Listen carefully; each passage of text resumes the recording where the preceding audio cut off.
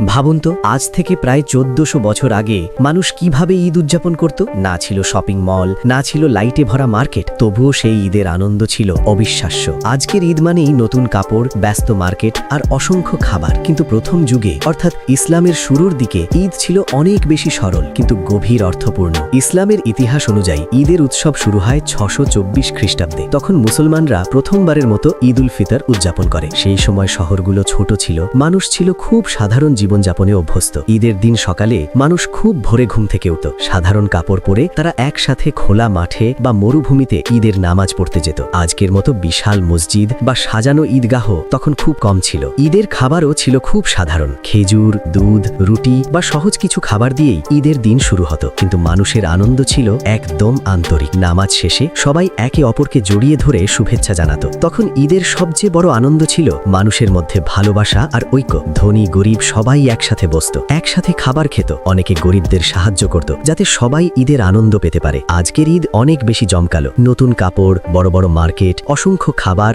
সবকিছুই অনেক আধুনিক। কিন্তু অনেক সময় সেই সরল আনন্দটা আমরা হারিয়ে ফেলি। ১৪০০ বছর আগে ঈদ ছিল খুব সাধারণ কিন্তু মানুষের ভালোবাসা আর ঐক্য ছিল অনেক গভীর। হয়তো আজ আমাদেরও সেই সরল আনন্দ আর ভালোবাসার ঈদটাকে আবার ফিরিয়ে আনা দরকার।